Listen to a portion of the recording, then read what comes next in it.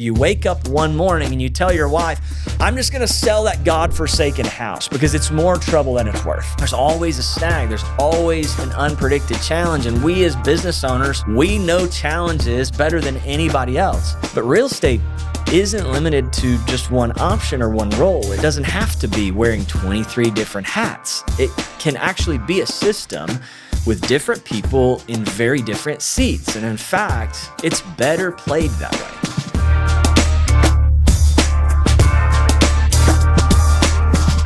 Everyone knows that real estate creates millionaires. I think it was Andrew Carnegie who famously said once that 90% of millionaires became wealthy through real estate. And that claim actually has some data support to back it up. But most people sit it out because they think that they're too busy. The thing is time is not the barrier. Role selection is the barrier. Time only becomes a problem if you pick the wrong role. And the truth is, every high performer, every business owner, every entrepreneur that I know, they want what real estate wealth does for them. Cash flow, tax advantages, long-term equity, but they just want nothing to do with running the properties, and they're right.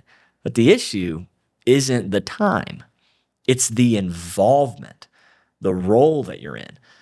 Most people reject or never try real estate in the first place because they picture just another job, another inbox, another set of decisions and responsibilities that they didn't sign up for, they didn't ask for. But real estate isn't limited to just one option or one role. It doesn't have to be wearing 23 different hats. It can actually be a system with different people in very different seats. And in fact, it's better played that way as a team sport.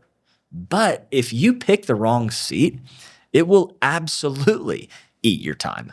If this video found you, you're already running a business, you're leading a team, you're probably working overtime trying to keep your successful career, successful.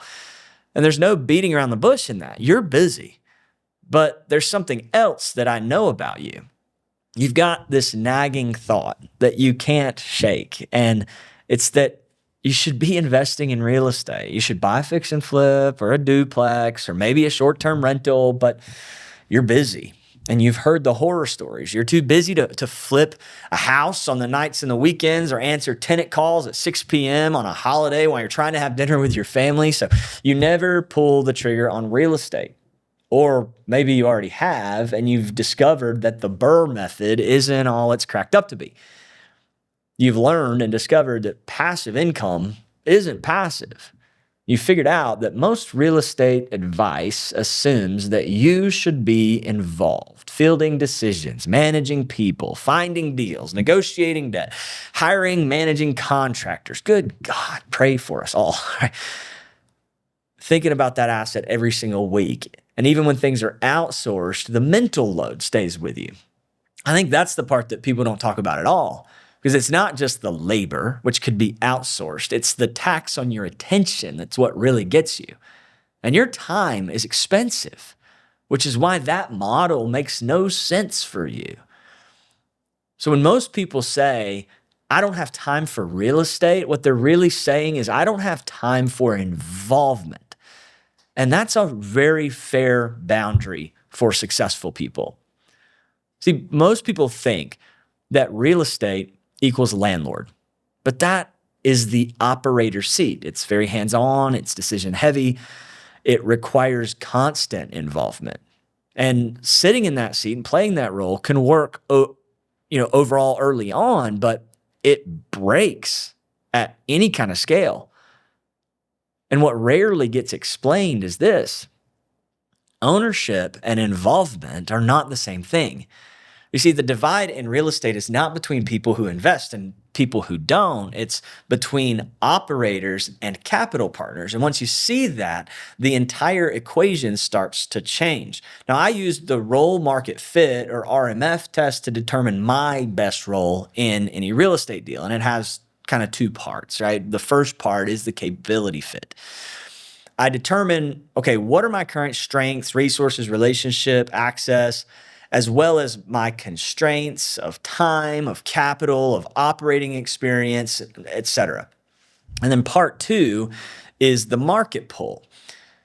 I determine what's scarce, what's needed, what's hard to get, but what's also valuable and necessary to pull off a real estate deal. And then the intersection of those two, the capability fit and the market pull, that's the best role market fit for me in any real estate investment.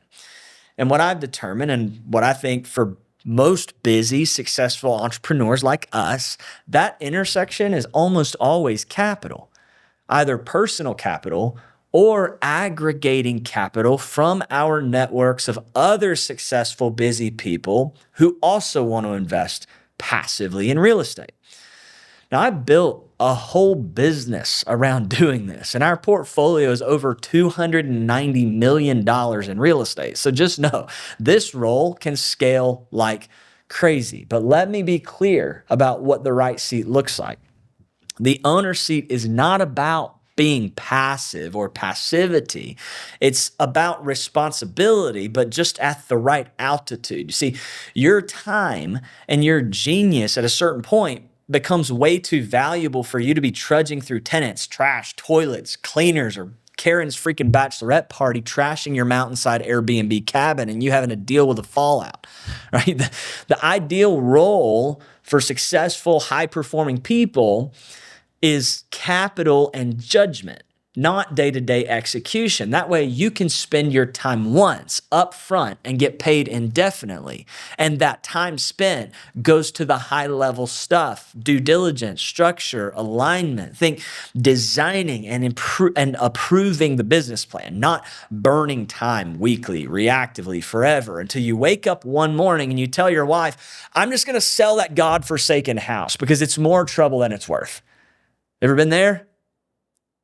See, the seat that busy people are actually built for is a higher leverage seat. Ownership without involvement, or at least with very limited involvement. And you want to run your business this way. If you're smart, you already are. You're not spending time on $20 to $30 tasks.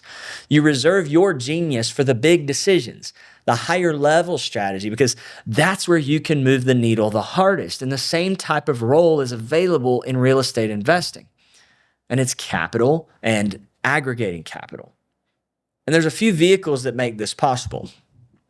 The first vehicle is syndications. It's probably the cleanest example. It's super easy to understand. It's probably why busy entrepreneurs and business owners are investing in syndications in spades over the last 5 to 7 years. And at a high level, you essentially partner with an experienced operator. It's their full-time job to run the asset from top to bottom. And you own a chunk of the equity. Now, 99% of your involvement happens before the deal, not during it. And it's spent making sure that the operator's competent, they have a track record, they have aligned interests, like they have personal skin in the game, and also making sure the deal pencils out, making sure that it's been stress tested for unforeseeable challenges, because there's always a snag. There's always an unpredicted challenge. And we as business owners who have been successful, we know challenges, unforeseen challenges better than anybody else. Now, once you're in, your role becomes oversight, not management. It's reviewing updates, collecting distributions, and continuing to build long-term alignment with your operating partners. Now, for people with real income and real opportunity costs like us, syndications are where leverage can start to show up in your real estate investment portfolio. Now, vehicle number 2 is turnkey ownership structures. This kind of sits somewhere in the middle. You own a specific asset and the operations are delegated out from day one. You're buying out of involvement up front, not trying to escape it later. And that's simple, but it's not easy. It's very time aware. I will say this though, the diligence burden shifts over to the provider. So discipline really, really matters here. I'll be honest.